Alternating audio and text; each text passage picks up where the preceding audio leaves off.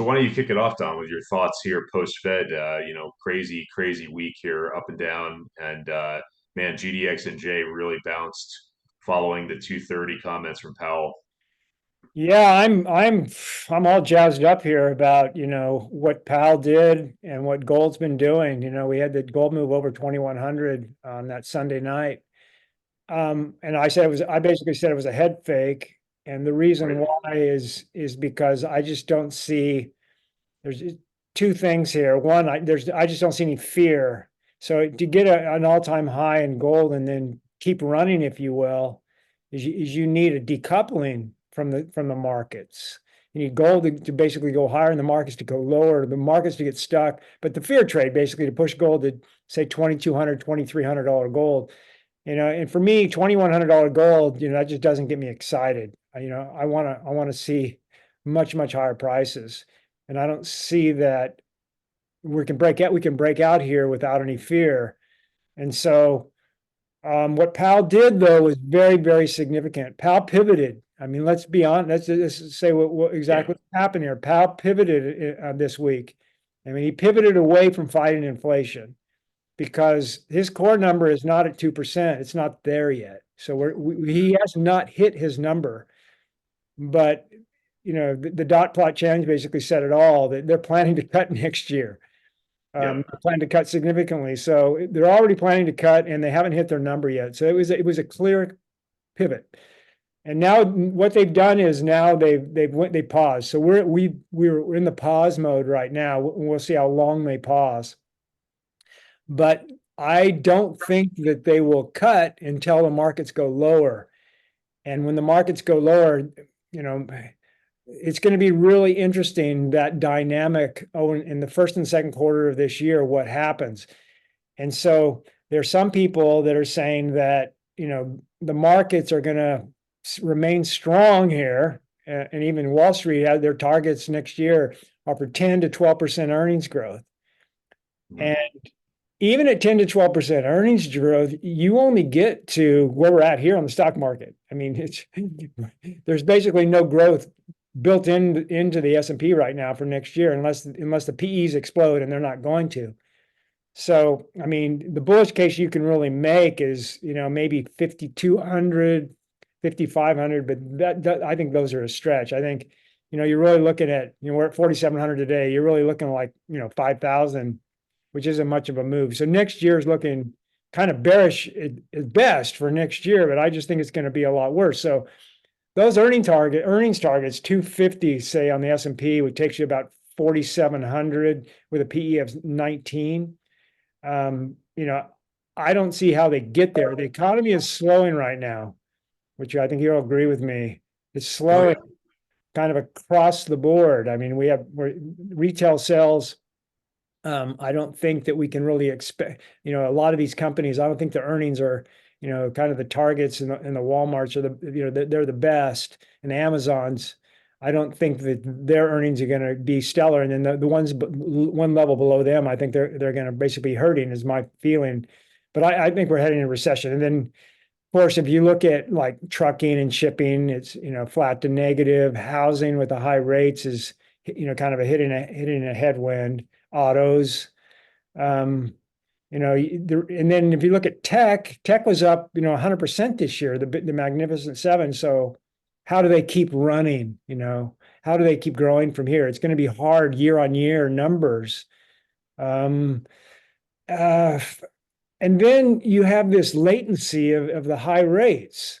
That latency, it's right now it's starting to bite. And it's not, I don't think it's going to go away here. Inflation, even if inflation is moderated, so inflation is no longer growing, say at 5%, prices aren't coming down. I just got my car insurance from State Farm, and it went up about 20%, 110 to 135, my monthly payment. So that's not a 3-4% increase. So insurance is still going up. Car insurance is going up. Homeowners insurance is going up. Health insurance is going up. It's not like inflation is dying here. I mean, maybe food might moderate a little bit, but food prices are really high. They're not coming down. So this inflation that we've had over the last 2 years is still biting the consumer. It's not as if these high prices are going down. They're not. Prices are still going up, and so that's going to hurt the Oh, economy. I agree. And so I'm thinking that if you are going into a recession, that if you look at 2008 as basically your reference, which I think is a perfect reference. Now, it's not ideal, but I do think that history will rhyme. So what happened in 2008 is you basically got a crash, but when you got a crash, the stock market, they started cutting rates right then. So when they started cutting rates, the stock market went down. And so lower rates didn't help that, right? So they're going to start cutting rates. We're going into recession. It will rhyme to 2008. So if it rhymes, it's going to be really hard for gold to not initially go down. So the people that are saying that we're breaking out here, gold's breaking out, you don't have to worry about a drawdown. You don't have to worry about 1900, 1850, $1,800 gold. You don't have to worry about that anymore because gold's is broken out here. And I'm saying, wait. Maybe, right? Maybe we don't get a drawdown. But I think the best case scenario is that the stock market slowly goes down. It just tapers down, right? And it takes a long time. It doesn't crash, basically. Well, you look over 6 months and maybe it crashes. It takes 6 months for it to all unfold. And if that happens, if you have a really slow tapering, then gold could hang in there and gold could go higher.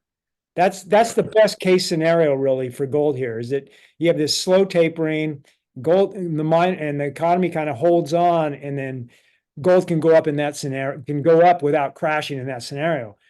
But I think that's actually the low probability. I think the high probability is that you get, for instance, a 3-day sell-off in the market. So we're at 4,700 here, and once it gets below, if it does get below 4,400 and you get in the 4,300s, at that point, if it can't break out, I don't think this is going to happen overnight. It probably take maybe 3 months. I'm thinking maybe March. But if it gets down there in the 4,300s and it can't break out and it gets stuck there for a while, because I don't think it's going to go straight down. Of course, it'll kind of muddle down. Well, we're going to have a correction. There's no doubt. We're going to have a 5% correction. And so we go down somewhere in the 4,300s. At that point, it either is going to bounce or it's going to retest 4,200. And I think 4,200 is the place where everything basically is going to, that's when it crashes. Falls through 4,200 and then everybody just jumps off the boat. And Right. I think we will retest 4,200 in the first quarter. And so that's what I think people need to be cognizant of, because if we do retest 4,200, gold is going to come under a lot of pressure to hold these levels, say hold 1950. So that's why my target is 1,800 to 1,850, because I think that we go under 4,200 and gold gets pulled down with the market, and that's our last opportunity to buy. Mhm. I'm not a trader. I'm not saying, get out of the market, wait for this trade or wait for this opportunity. I'm more of a leave some dry powder there and get a couple names that you want to buy, because I think there's an opportunity that we're going to be able to buy the dip here. For me, I want to buy Endeavor Silver like at 180. It's at $2 right now. 180, 185, 190. But when when this crash comes, I'm going to be patient, but I'm hoping to buy it around 180. That's one of the stocks I'm looking at. There's another, I'd like to add more Silver Tiger here. So there's, 2, 3, 4 names that I'm looking at for the dip. And I do think that we're going to get an opportunity here to buy one more dip. Yeah. So just kind of throwing in a few things to that. I mean, you and I did talk about the S&P touching that 4,200 level right before the Fed's meeting in November 1st. If you remember, we were both calling for that on this show and on other shows, and we were correct. But then it literally lasted 2 days because the Fed, came out with some pretty supportive commentary November 1st, and then we had that nice CPI miss on November 14th, and then it's been off to the races really ever since. And so, yeah, a retest of that 4,200 level would be very detrimental to bulls of the broad market. I agree with you. I mean, a test of the 1,800 to 1,900 range is possible, but I will say that we have held that 1800 level now multiple times, and I think that's our new floor. I don't think we get through that. If we get through that, we're in trouble. But I would also say, because you and I are on different, email chains and such with different clients, and the sentiment I'm seeing not only there but also with some of my own clients is, hey, you know what, we're going to wait for this next dump. It's like, wait a minute, like we had multiple corrections since the summer of 2020 in our sector. It's like, if you look at many juniors, they're down 80 to 90% as we record this. So for me, I've been a net buyer this week because you have to put your money where your mouth is at some point and just start buying stuff. You know what I mean? Like Silver Tiger is a great example. That thing's been oscillating between 12 and a half and 14. Like at some point it's going to break 14 to the upside and just go to 20. That's what the chart's telling you. So why worry about buying it at 13 or 13 and a half? Just buy it and then, ride it up. I mean, that's kind of my thinking, but I realize that clients want to find the exact, entry point, and that's impossible in my opinion. Yeah, yeah. There's a lot of stocks, like you said, down, bouncing on their bottoms. And yeah, you definitely want to buy them here. I mean, if you get a chance to buy them cheaper, buy them to the bottom scenario. The one important point is that once silver and gold break out here, the chances are you're never going to get an opportunity. Well, never is a big word, to basically buy these stocks down at these levels. Because I think once this run begins, I think it's going to go on for a while. So, like once we get above $28, I think $27, $28 silver for me is, kind of confirmation, if you will. That's when I'm going to be kind of excited. I really won't get excited for a breakout until about $27 silver. So 27, 28. And once above 30, you better get on the train, because at that point we're leaving the station. So Oh yeah. and this is kind of, like I said, the last chance really to buy some of these stocks cheap. Now, one other point I want to make about the breakout that a lot of people are calling here for gold, because we're over 2000, we're really close to an all-time high here, is, for me, I want to see confirmation before I really, kind of get excited that we're running. And the two numbers for me that haven't confirmed, the first one's the HUI. I know from history, I mean, I've been doing this for 20 years, and if the HUI is below 250, it's basically negative for stocks. Nobody's buying stocks. And if we're breaking out, people are buying stocks. So for me, I want to see like 270, 275 on the HUI before I start turning bullish or start thinking that we're breaking out. So we're not getting confirmation on the miners. They're not basically playing. Gold's, you know, over 2000, and the miners and the HUI is under 250. If you look at the HUI chart, sub 250, it's low. So you want to get above it. You want to get above, like I said, 270, 275. It's starting to get interesting. And then once you're at 325, 350, you're like, okay, you missed the boat. We're off to the races here. The other number that isn't confirming is silver. Silver's at, $23 on spot. I mean, that's cheap. I mean, silver's not confirming. It's not following gold here. And some people are saying, well, silver will lag. Well, it's lagging huge right now. Absolutely. Gold's over 2000, and silver's at 23. I mean, I'm not sure the math on that, but it's over 85 on the GSR. Silver's lagging really, really big here. And so Right. that for me is not confirmation. I want to see $26, $27 silver before I even start thinking that we're breaking out here. Yep. So Yeah, pretty much our last three interviews have been at that 83 to 87 gold to silver ratio. I just did the math again, and yeah, we're right there. And at some point when we touch 90, everyone's going to wish they owned some silver, or silver related, because go back to the 1980s, guys, and look at when the gold to silver ratio hits 90. It's almost always a buy for silver. You can't really see a batting average anything better than that in mining, in my opinion. Like when gold to silver ratio hits 90, you have to start buying silver equities in silver, and you'll be pleasantly surprised, because the performance is going to be there. We're starting to see some things. I mean, we interviewed Aftermath Silver, if you remember, at 14 cents. That thing's at 22 and a half cents. It broke yeah, out above its April and May high. It's right at the April and May period right now. topped out at 23.30 today on the Right, US. I right, mean, that's a quick run in 2 months from 14 to 23 and a half, right? So right. like this is what we're trying to explain to people. Like I think, our guest here, as I see George in the queue, George will tell us because he's got so many years of mining experience that like, just trying to find the exact entry point is a fruitless situation. I mean, and we've all made mistakes, right? So like you have to go out back, like for US gold, my cost basis is much higher than its current price, right? So what do? I bought more this week at 348. I'm continuing to chip away so that I lower my cost basis, because if you look at the USAU chart, you know basically it topped out around 748 a share, if I'm remembering correctly, on very good volume earlier this year. And then they did a financing, but like it showed you the torque that this stock has, because they're just the capital structure is absolutely beautiful, and it's a NASDAQ listed stock. So again, in my opinion, when you look at that, when you're thinking going forward, right, when you look at people that are buying gold, financial advisors, high net worth people, they're going to say, hey John, what do you like in the gold space that trades really well, that with a penny or two bid ask, that is on a major exchange? And there's not many companies with a market cap of US gold size that you could even name. I couldn't even name five companies right now. I mean, most of these companies are in the junior space and they don't trade very well. They trade with 5 to 10% spreads. So yeah, let's just introduce George here and kick it off if you're cool with that, Don. Yeah, sure. I just wanted to make one final point. You mentioned aftermath.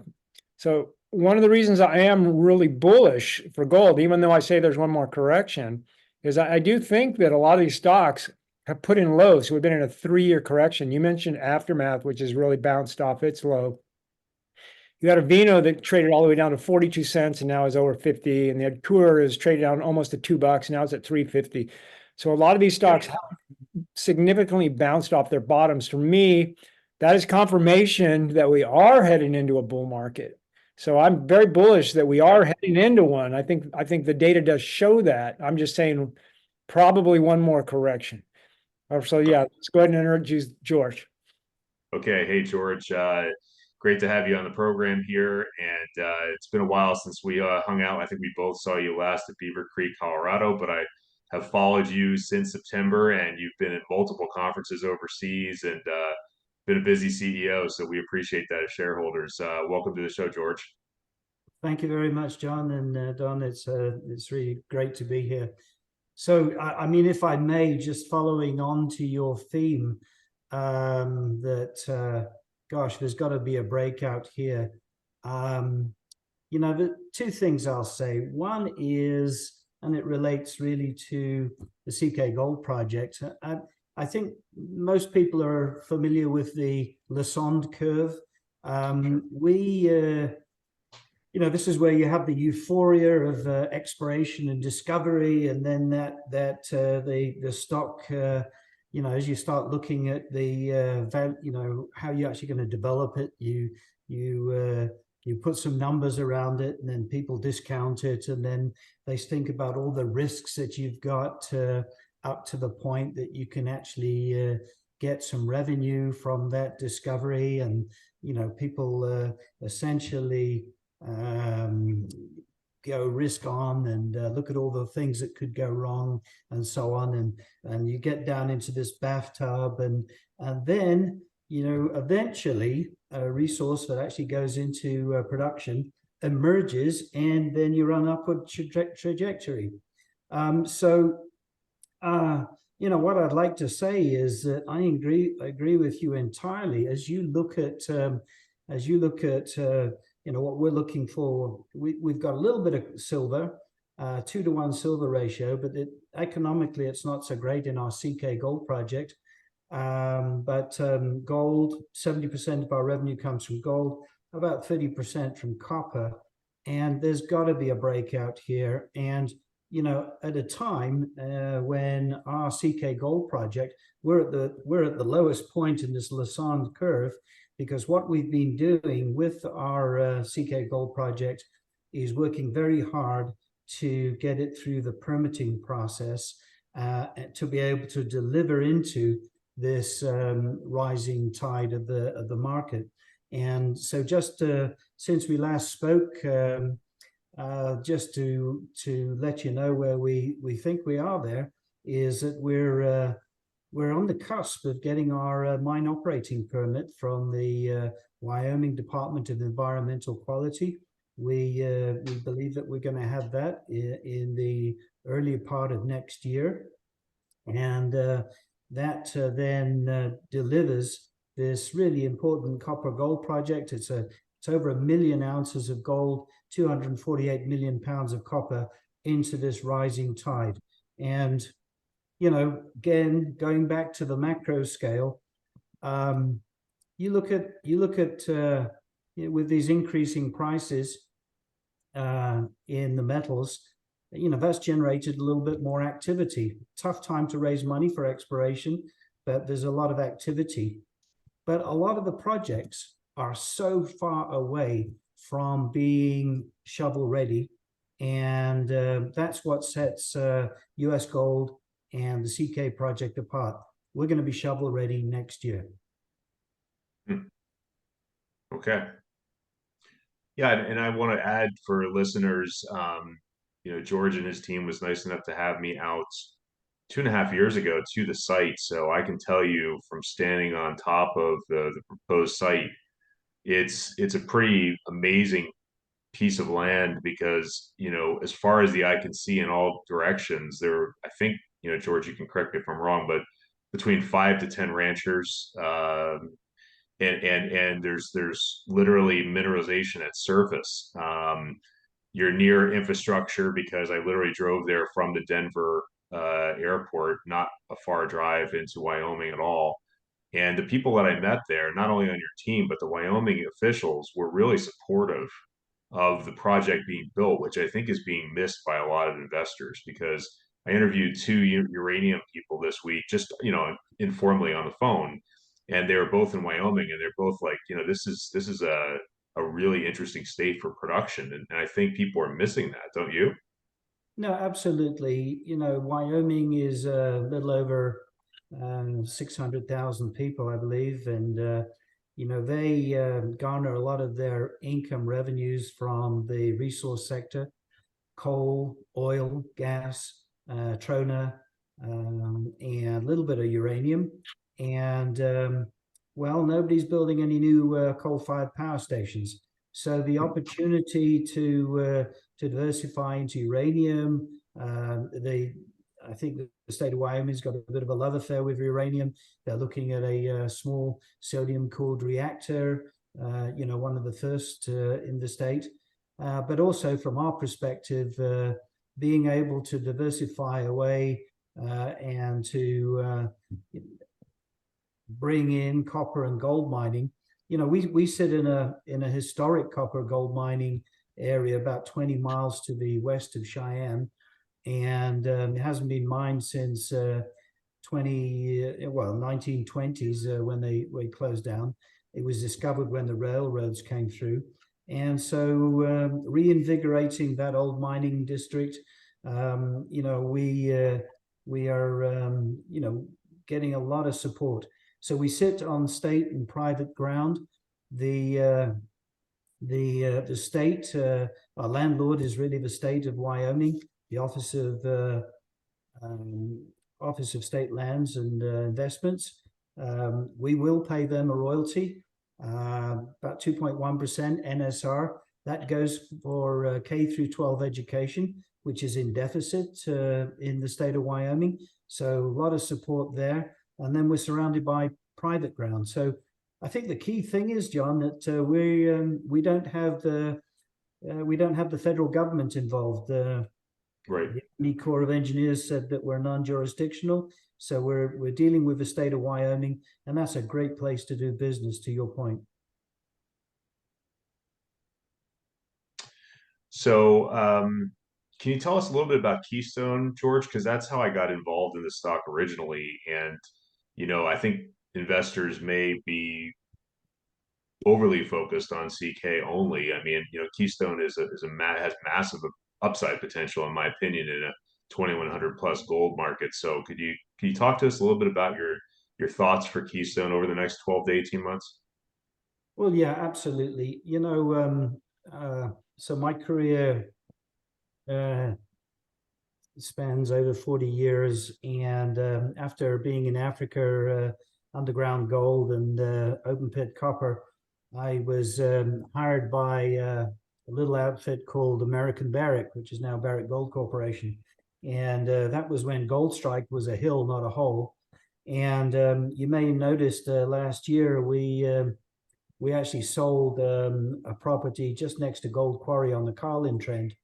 And I used to drive past that every day for years when I was working at Goldstrike. Now, on the other major trend where the Nevada gold mines, the joint venture between Barrick and Newmont is really around the Cortez complex. I mean, that's a huge opportunity, and we have our Keystone property lying right there. And it's about 11, 12 miles from the Cortez complex, a long trend. We've barely scratched the surface. So, what happened, John, is that we pivoted away from exploration around about 2019, 2020, because a lot of the dollars for exploration had dried up. And we pivoted towards the development of the CK, and we're delivering into that. But the unicorn there is really our Keystone project. This is 20 square miles of highly prospective territory on trend, just down the road from the Barrick Cortez complex, and we've barely scratched the surface. With our focus on the CK Gold project, what we've only done to date is done a little bit of remote sensing to develop a few more targets, but we're ready to go. We have a plan of operation. We got a 20-odd hole drill program, and we're ready to go on Keystone. But we're not raising money at the moment for that. It's too dilutive. We are shareholders of the US Gold Corp, the founders, myself, management. And so Keystone really doesn't, it's sitting there in the wings, highly prospective. It's expensive. You're talking $400,000, $500,000 a hole. We believe that we probably need to put a $20 to $30 million program together, but that will come in the fullness of time. Right now, we're not raising the money for that. We'd be interested in joint venture partners, but it is an opportunity that's waiting in the wings. And, as we start generating cash from the CK Gold project, bear in mind that, we would be putting out over $100 million of free cash flow from CK. We could then start looking at the Keystone deposit. And, we've got all the right host rocks, the same host rocks, the same Eocene intrusives that are resident in the Cortez trend and at the Cortez complex. There's 50-odd million ounces, and you've also heard of this highly technical term, closeology. Well, a lot of these big discoveries are just downtrend, and we're going to get to Keystone in the fullness of time. And it really doesn't cost us too much to hold it while we bring our CK project to book. Okay. Hey, Don, do you have some questions? Oh, lots of them. So you currently have 12 million shares fully diluted. Is that correct? Fully diluted, yeah. 9.3 out trading, and then the balance is with the warrants. So your market cap fully diluted is $43 million. So, I mean, that's one of the reasons I like your company, is because your valuation is so cheap. So I'll throw some numbers out there because we haven't mentioned them. So this project is 1.4 million ounces of gold equivalent, including 250 million pounds of copper. I normally don't get excited about copper gold mines, but this one I am excited about. And one of the reasons is because we get Keystone for free.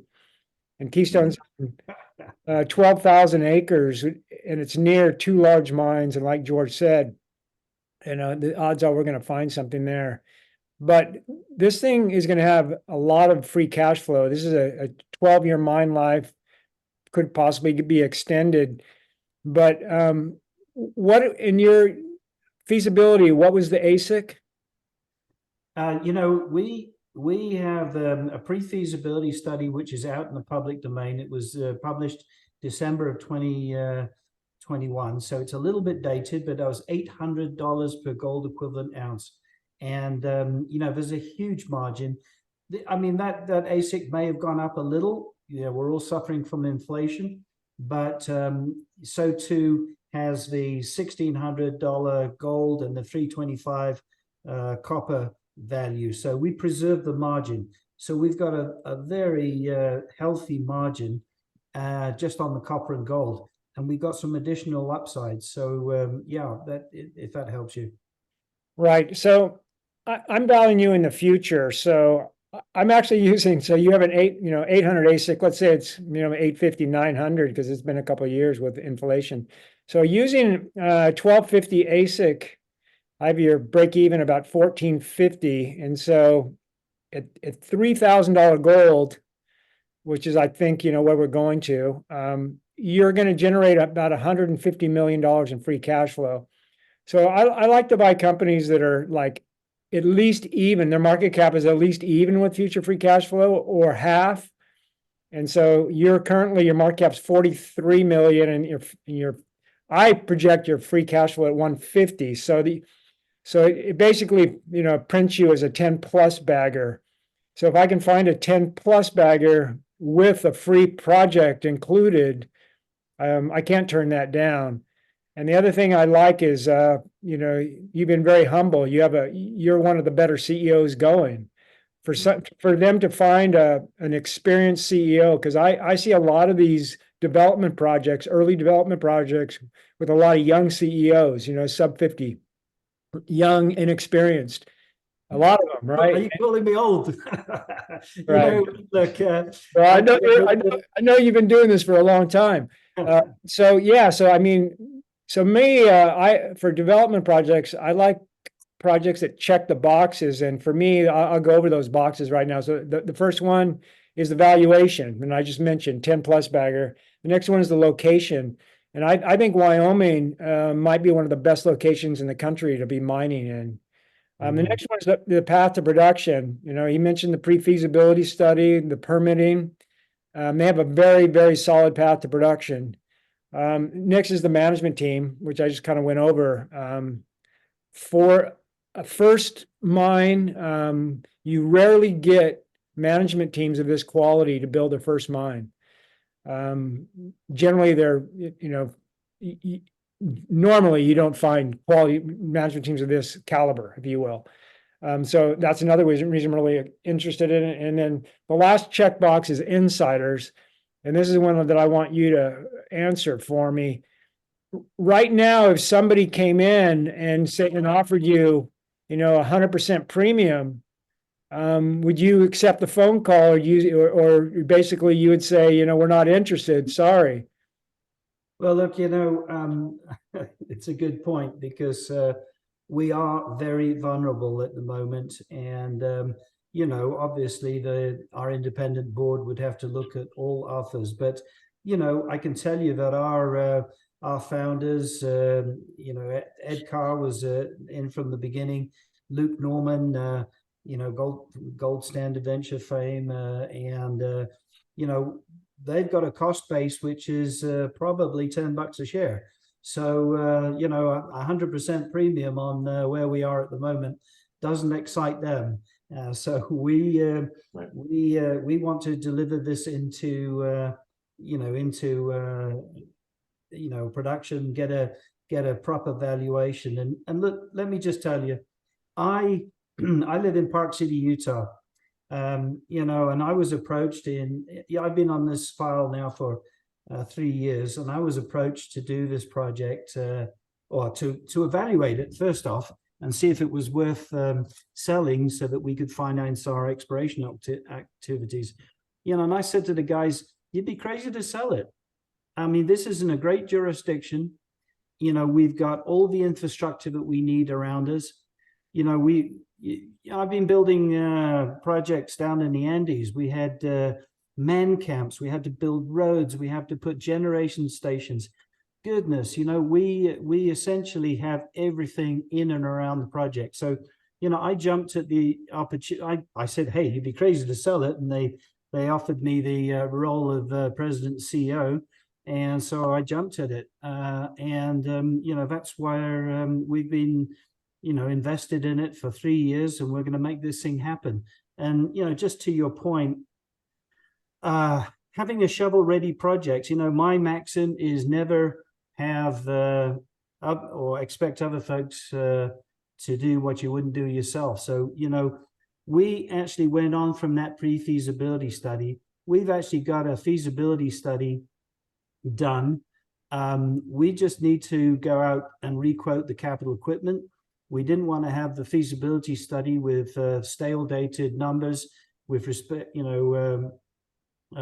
So what we want to do is have that pre-feasibility study, you know, within the sort of time frame that we're going to get our permit. But we've done all of the work, and you can see in the picture behind me, this is sort of rolling Wyoming hills, about 20 miles outside of Cheyenne, Wyoming. You know, the kind of things, the detail that we've gone to, as you look at building projects, oftentimes it's earthworks that kills you because you don't know enough about the site conditions. Well, we've done all the site geotechnical work. We have really got we'll have a feasibility study on steroids ready to go into detailed engineering. So we're ready to go, and we've got a lot of cooperation from the local government. And so, you know, I think it's going to be an exciting year for us next year. So I have a question about financing, that's the one thing that kind of worries me a little bit. I'm not worried about you getting your financing. I'm just worried about, you know, how you actually end up financing the project. So are you thinking, are you already, well, two questions. Number one, are you already thinking about how you're going to do it? And I'm thinking right now your market cap is only 43 million. So if you did, how do we raise 250 million? Yeah. So you did a 70-30, you know, you're still going to have to dilute the heck out of your shareholders. So what are you guys thinking about financing? All right. So look, we're blessed in the area with a whole bunch of people very eager to do our mining for us. So, you know, we'd be contract mining, you know, or maybe depending on the lease terms of the equipment, owner mining. But the main bulk of the capital is associated with the concentrator that we build. So we have a very low strip ratio open pit mine. It's 0.88 waste to 1 ton of ore. And then we crush, grind, and use flotation. And then we filter press to recycle the water because water is very precious in Wyoming, and have a dry stack tailings. So the bulk of the we're guiding towards 250 million at the moment is aimed at the concentrator. And you know, the two big equipment providers, FLS Schmidt, Metso Autocampo, you know, they want to sell their equipment just like the car companies want to give you financing for your new Ford. They're encouraging folks with their financing.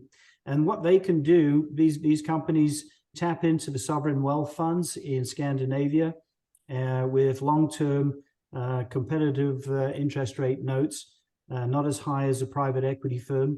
So, you know, we think that we can get a large portion, maybe 50%, north of 50%, from the equipment suppliers. Wyoming does have some business development opportunities for, again, long-term lower interest rate notes. You know, we've got the option, some of our best grades, it's with 0 strip ratio right at surface.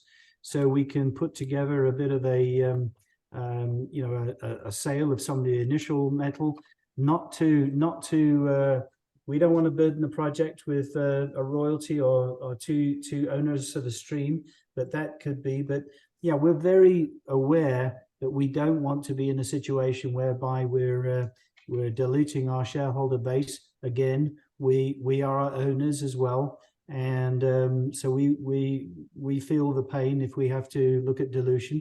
But you know, there may be an equity component, you know, after we look at some of this long-term lower interest rate debt. We also have, you know, I was in London 2 weeks ago. We were looking, you know, we're talking to and have been talking to the private equity folks.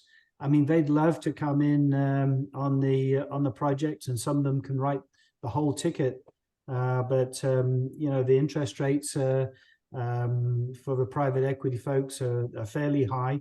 They may well have a component on the debt side that we use, and but we're looking for a financing package which is reasonable and allows us to leverage off of you know, some of the lower interest rate debt that we have, and certainly the equity component would be, after what we expect would be a significant re-rate for a shovel-ready project.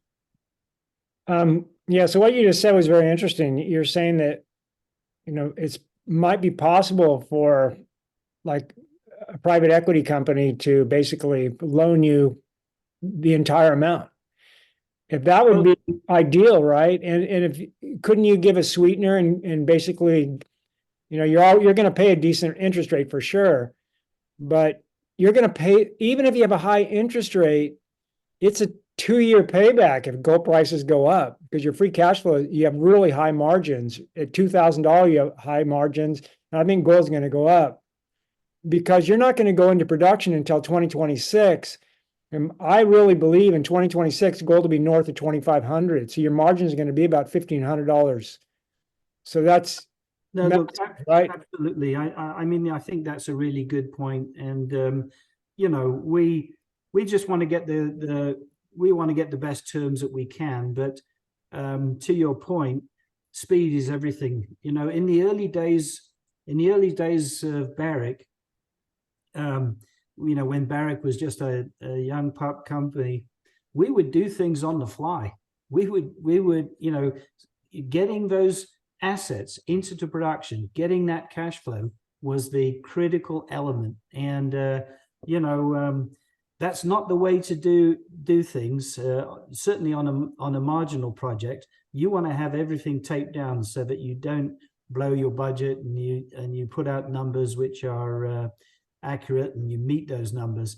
But I remember Goldstrike, man, we had to get in there and make those early production. Purina, when I was at Purina, we had to do things on the fly to get that revenue going. So yeah, we need to deliver into that increasing market.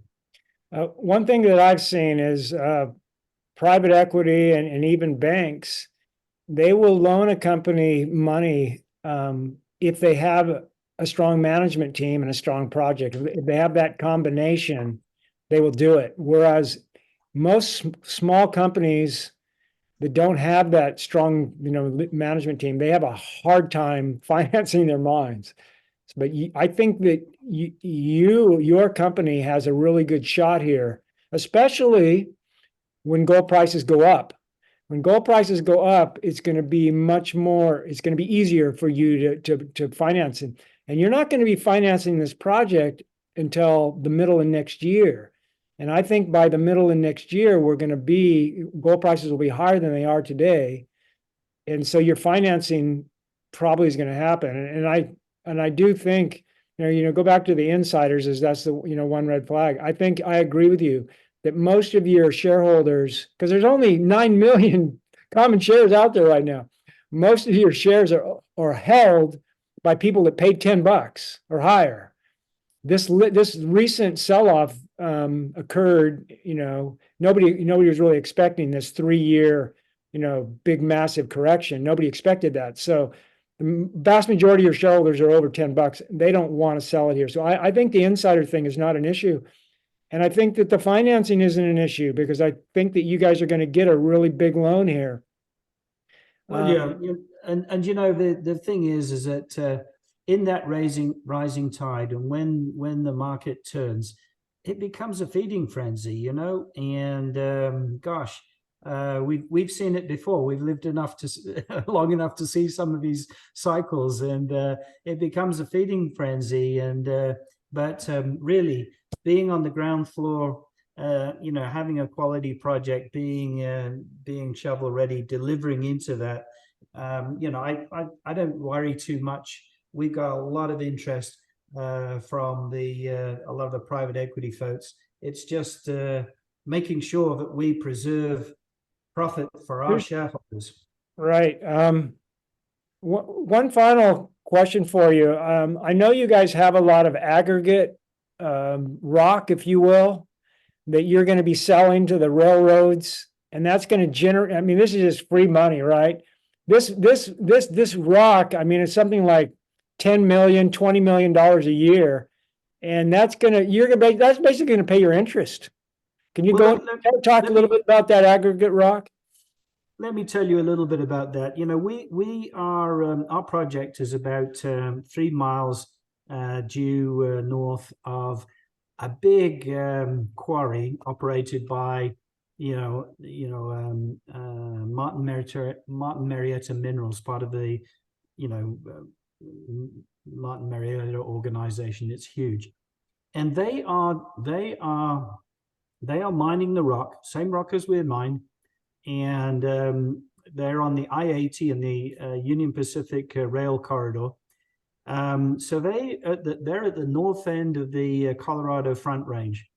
There is a huge, Denver's 100 miles away, and you've got Boulder, Colorado, you've got Loveland, you've got Fort Collins, huge amount of growth there. Cheyenne is growing.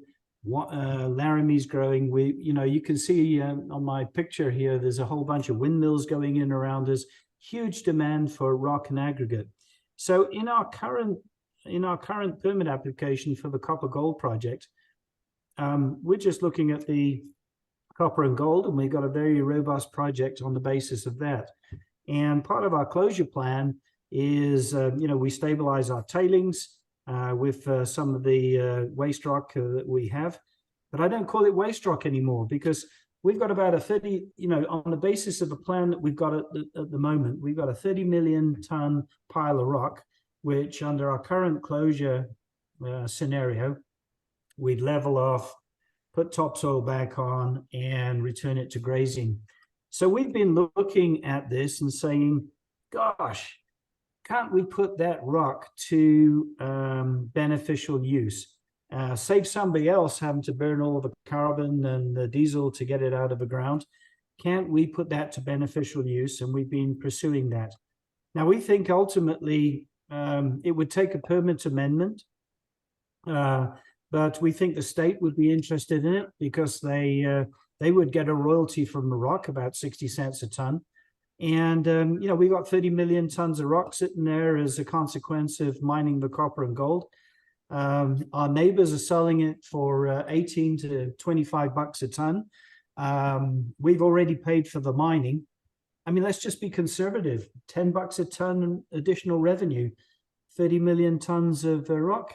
I mean, it doubles our net present value. So, we're looking at that. It's a really big upside for the project. Yeah, I mean, 30 million tons. So if you just did 3 million tons a year, I don't know if the demand is that much, but that's $60 million in revenue a year. So it's a lot. It's a lot of money. Yeah. Well, it's all about freight and transport. So that's the issue. Getting it and seeing what the market will demand. So, that's what we're busy investigating. Is it possible for you to sell this rock to foreigners? could you take this by rail all the way to, some type of a harbor and a port and send it overseas? Is that a possibility?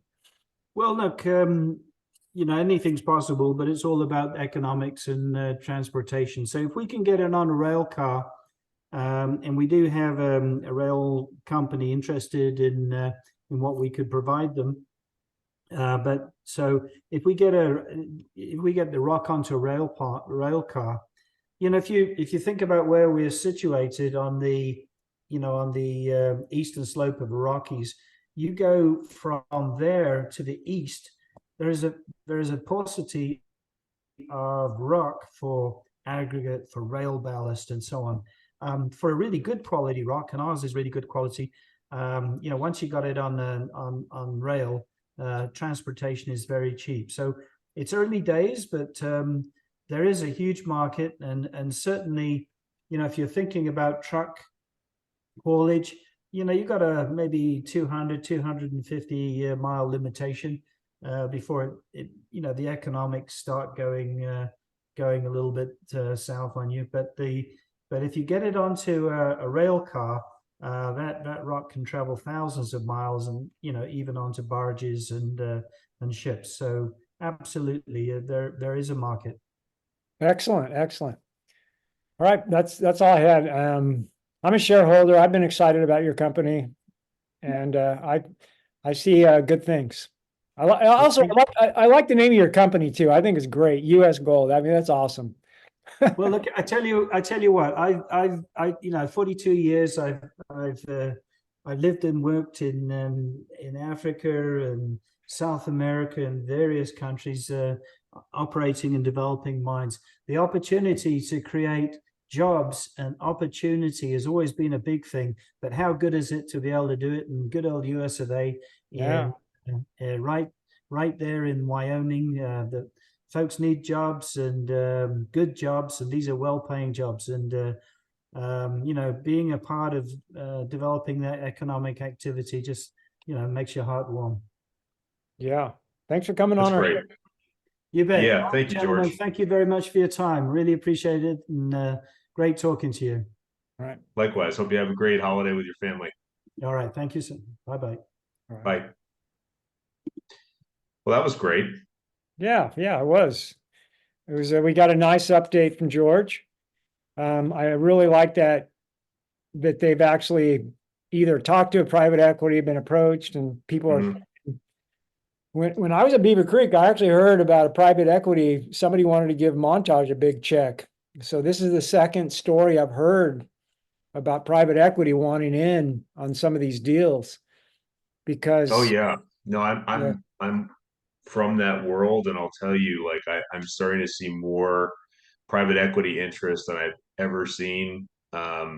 Maybe I wasn't paying attention in 0809, but I'll tell you, I mean, it's very encouraging because the gold price, again, Don, like I keep telling clients, look at the gold price in 0809, look at the gold price in 2016 January, look at the gold price in 2020. It's not nearly as high as it is now.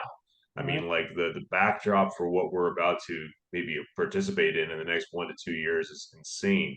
It's epic. It's epic. When you look at US gold just as an example. I mean, it's trading around 350 a share. Uh, again, people like Luke Norman, Ed Carr, George B, the CEO, they're not selling at $4. They're not selling at $5. They're not interested. No. I'm a large shareholder, for full disclosure. I know you and Larry own shares.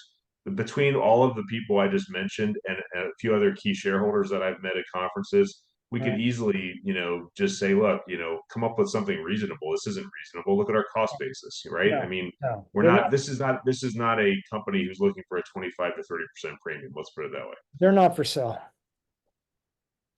George is a mind builder.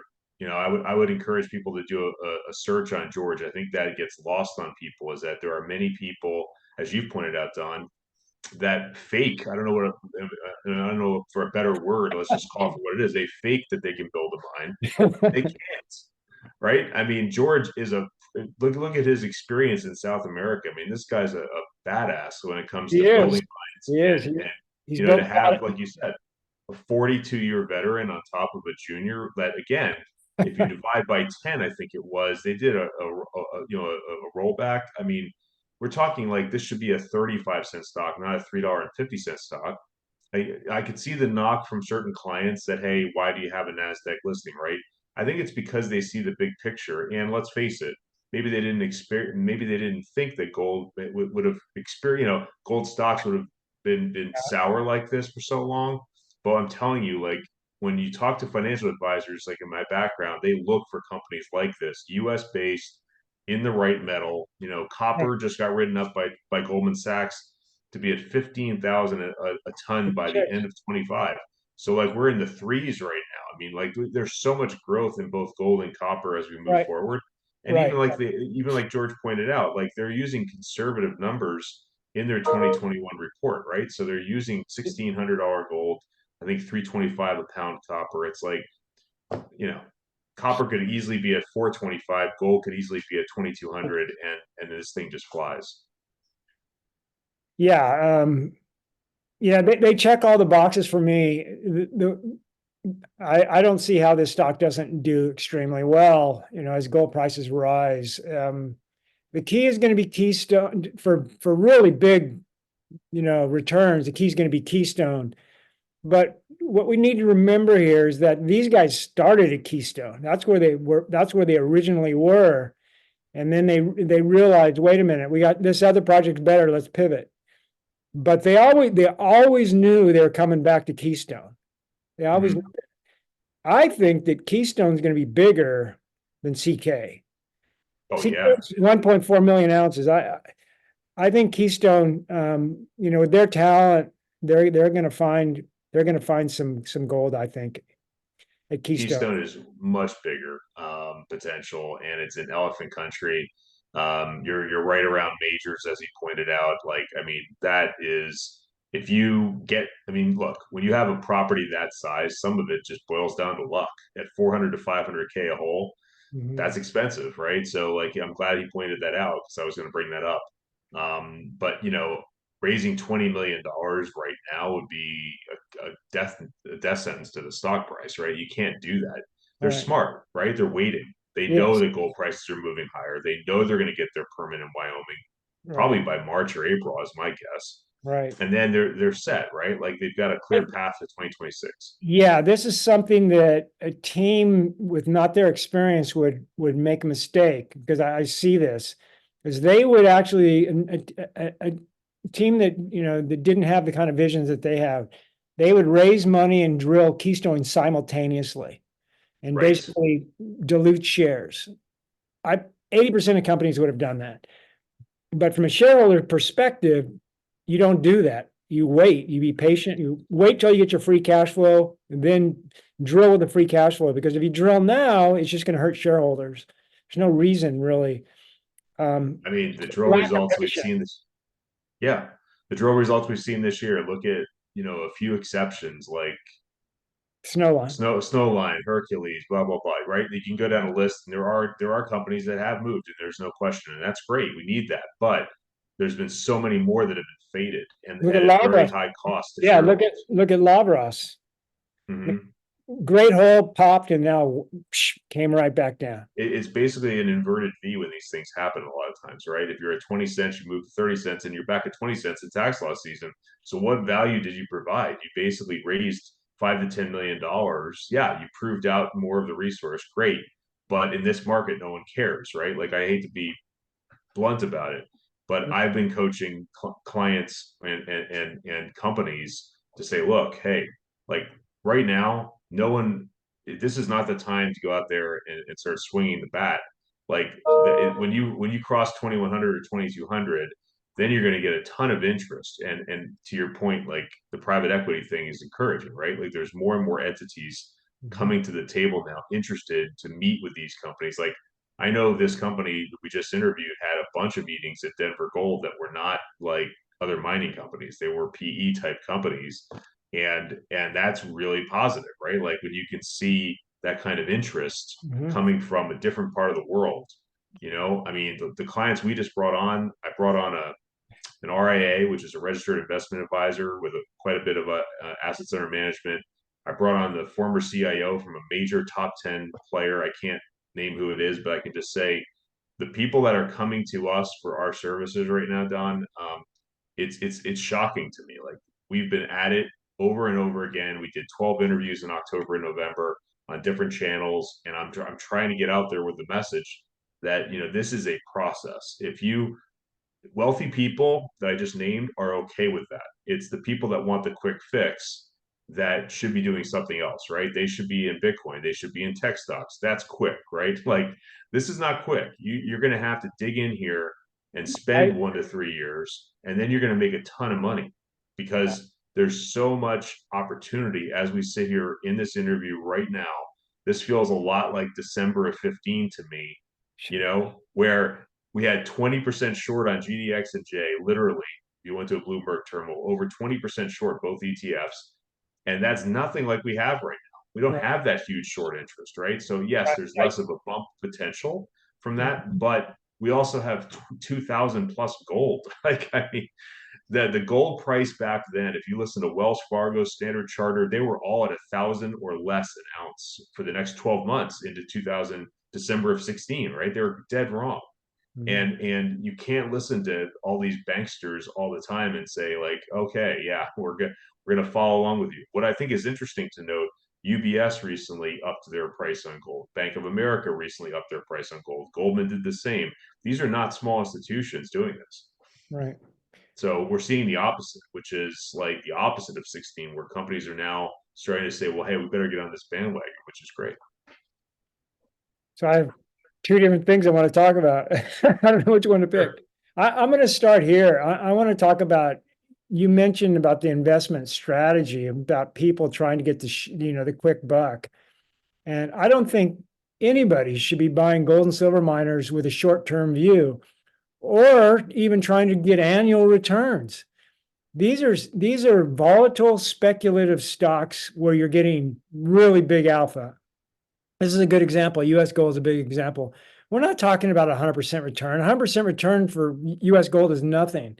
If you hold this stock for I think you need to always think, 3 to 5 years. I just heard Rick Rule say 2, 3, 5 years. Once you do this for a while, you realize that if you're going to make money in this, you have to think long term. You buy US gold here, you're not thinking 12 months. You're thinking 24, 36, 48 months. Let That's how, George get it to production in 2026 and watch what this stock does with the yeah, kind of float that it has. yeah. These are not short-term investments. It just, there's too much volatility and there's too much risk. Right. So you have to think, you're betting on long-term, basically. You have to be a long-term investor in gold and silver miners, I think.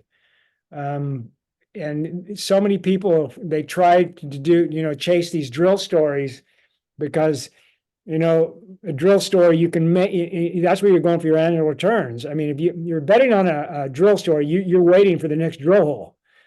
And you're trying to make money right now. It's kind of a right now thing, but the risk is just terrible. The risk reward is actually is awful. And Unless you look at like some capable management teams, like I'm looking at uranium juniors right now alongside of gold and silver juniors, because some of these things have real management teams with George's experience, like Forum Energy. Rick Mazur's been doing it 40 years right, plus since the 1970s. Like that guy I'm willing to bet on because he's going to find some more uranium out there, right? And it's not going to be a quick process to get to production at all. yep, But like he's got a very competent team, and so there's the kind of like things where management has always been the number one screen for me, always. And that's why we have good numbers because I can talk to George on a weekend. Like he'll take my call. I have 150 other guys I could name that are just like him.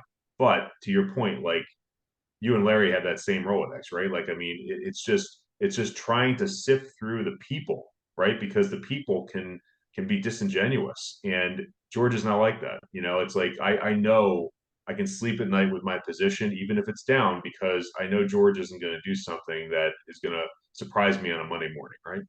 right. Yeah. So people is extremely important for both developers and producers. We'll start there. So with developers, you want guys that are passionate about building the mine they're working on. you know, that's their goal, right? We're going to build and operate this mine, and it checks all the other boxes. But you're right, the people. I mean, I see a lot of these development plays where the management team is very lukewarm. Well, you know, we'll see what the best opportunity is for shareholders, that kind of thing. Like, no, tell me what the best opportunity is. I want you to know what's your vision, you know. And then for producers, yeah, producers, huge. The people, I think probably people is the most important for producers because it's hard, it's a tough business. And so many of these companies that are producers, you know, they make mistakes, you know, they end up having to dilute when they shouldn't. If you're producing, you shouldn't have to dilute. And then they add debt, you know, they're not shareholder friendly. Yeah. So for me, you know, the management team for producers is, you know, super, super critical. So these guys, once they get into production, they're going to remain shareholder focused, which is good. So if you can find a good management team that's a developer, I like that because then they turn into producers. You know, I feel like I'm going to make 80% of my money on producers. Now, if you go back to exploration plays, for me, the you know, sometimes the geologist is more important than the management team, you know, because the geologist is basically identifying where to drill, Right. and then how to do the drill programs, and sometimes the geologist is more important, but the board and the management team, they dictate on how much money is spent on drilling, how aggressively they spend it. And some of these companies, they don't care how much they dilute. You know, they do 2 financings a year.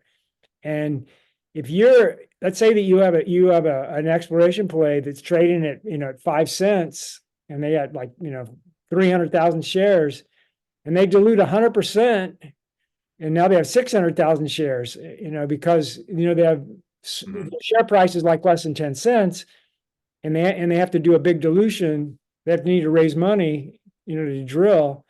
You can get buried really quickly. You can have, you think, you know, you're going to make money, but you get diluted into the ground very quickly on a lot. So that's where the people come in. These people that, you know, they don't overly spend. Um, you know, for example, you know, I like exploration plays that are a combination of optionality and drill, because that optionality is there. So for instance, Kootenay, I didn't own Kootenay. I was just watching it because it had a low grade, but they have 2 silver mines that are both low grade. But once silver gets to 40, $50, suddenly those are going to be worth something. And now they're drilling this Columba mine. So it's a combination, and they don't dilute you into the ground.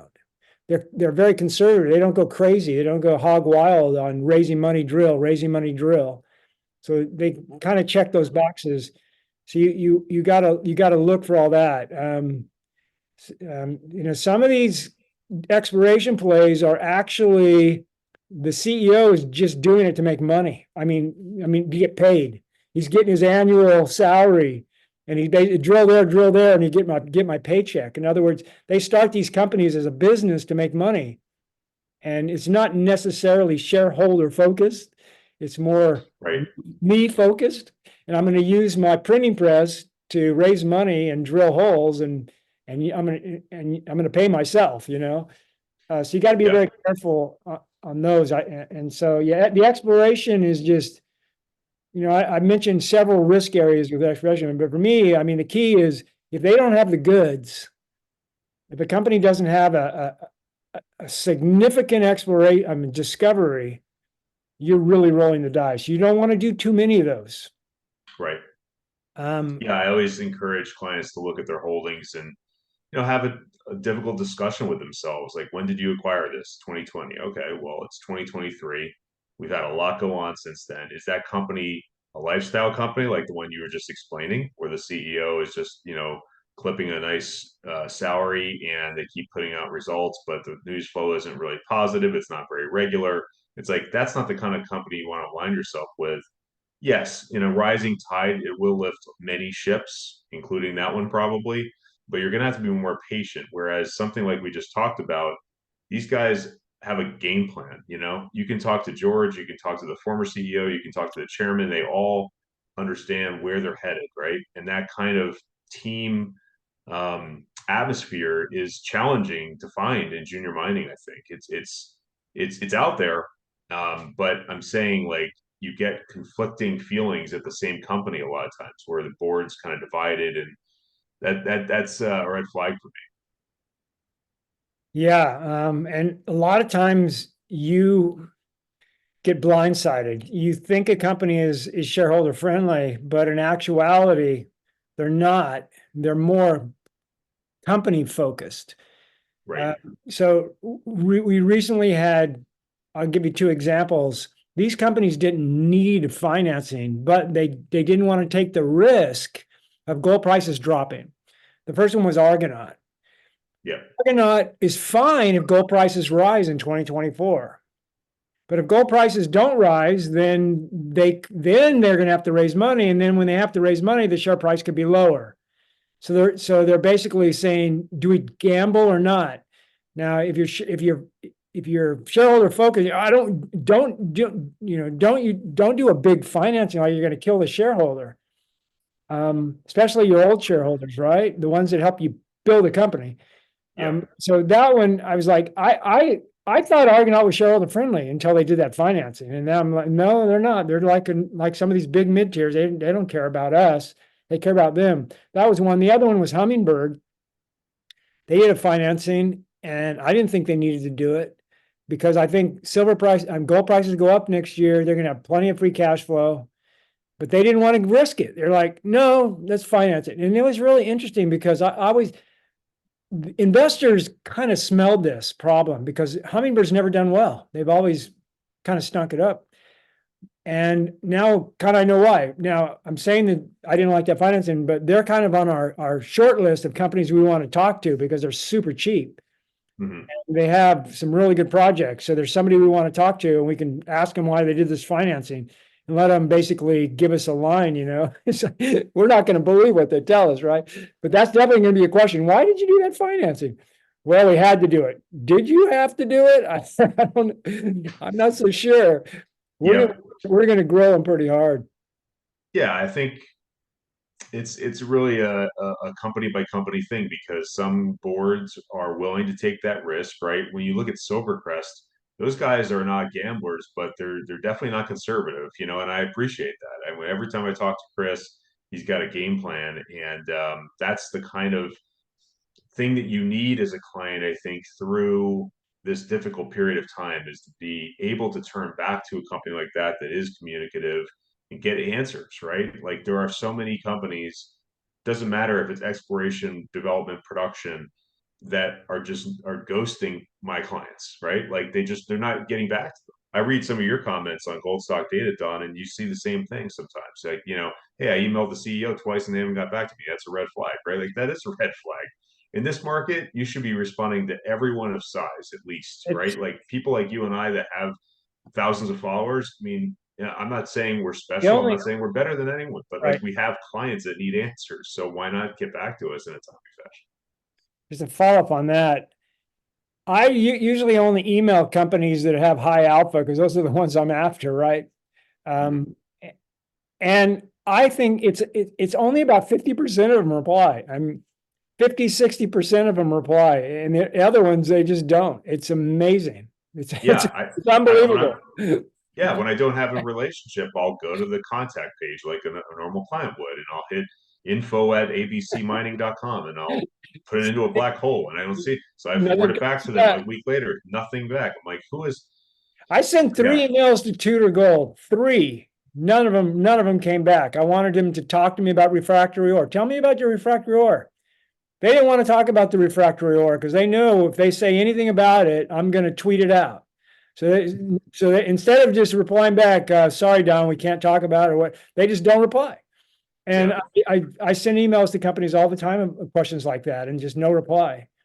Um, That's telling you something, right? I always say that to yeah. my clients and my followers. Like, if you're not getting responses in this kind of a market, yes, when silver goes to 30 or 50, Yes. someone like Chris So at Silvercrest is do not going to you have the time for you. do you own Tudor? Do you own Tudor?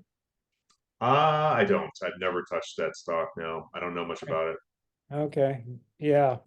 It's massive, right? It's massive. But if it's refractory ore, where's the PEA? I want to see the PEA. Hmm. And it was You know, interesting. talking of reports that came out today, just to end on a positive note, like Serato Gold, I mean, Beautiful. that was interesting. Like, I mean, it sucked that it came out on a Friday because it got a little lost on a big week like this. Yeah, But I have it here. So updated feasibility study, the ASIC is $700. So that the margins are going to be fantastic. sure. They're going to produce 95,000 ounces of gold a year.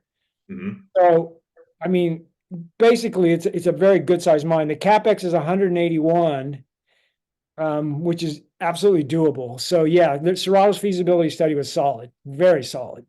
And someone like, since we just talked to George B, who has those kind of connections, Mark Brennan, I would say, is got as deep of a bench at Serato because of his background in the capital markets in Toronto. That guy knows a lot of people on Bay Street. He knows how to get it done.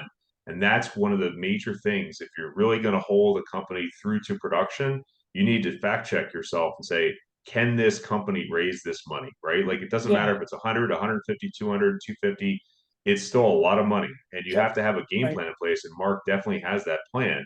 Yeah. And as you and I have talked about before, they have Ascendant as well that Mark runs, and Ascendant's going to get that same love, I think. If you look Right. at their news flow, you know they got, I think, a $4 million deal with Sprott. Now they did a little financing here this month, you Yeah. know, topping off, and next year they're going to have a pivotal year. It's like some of these stocks with good leadership are really just not even trading well right now. But I Right. was surprised that report didn't get a little more love. Right. Um, yeah, I think we'll end it there, but this has been a really Yeah. good. Yeah, absolutely, Don. Well, hey, happy holidays to you and your family. I really value our relationship and the time that you give everyone. And I'll just say again, if you haven't looked at gold stock data, definitely check it out. It's really the best website out there for gold and silver research that I found. Mm. Don and his team do a tireless research on, is it 900 companies? I don't want to misquote. Yeah, I think I'm about 860 right now. I had about 880, but That's it? they've been falling 860? Come on, Don. they've been falling off a little bit. But it'll yeah, I max out at 900. I won't go over 900. Oh man. But it'll probably get back to 880, 890, I think, once things start turning. And because there's a lot of companies that will be added to the database. They have market caps under 10 million. Mhm. But once gold prices go, a lot of these companies are going to rise above 10 million and get Oh, added. sure. So it'll Sure. grow a little bit. Yeah, I basically cover every gold and silver miner in the world, um, except for a few Chinese companies that are in Hong Kong. And Mhm. I think there's like one silver miner that I don't cover that's in Poland, but I pretty much cover them all. As long as they trade in London, Australia, Canada, or the US, I cover them. So there's a few Okay. in Germany, a few in Hong Kong. I don't know why they don't trade in London. So if they don't trade in London, I don't carry them. Okay. I made that decision a long time ago, so I just stuck with it. But I carry 95% of the gold silver miners with market caps over 10 million in the database. Yeah, I have to say, there's been very few companies I search up that aren't there. So great job as usual. And we'll be back in January, everyone, with another interview. This is John Feneck with the Feneck Commodities Report with Don Durrett. And hope that all your families out there have a great holiday season, get some relaxation in, and get geared up for a 2024 that's going to be better than this year. All right.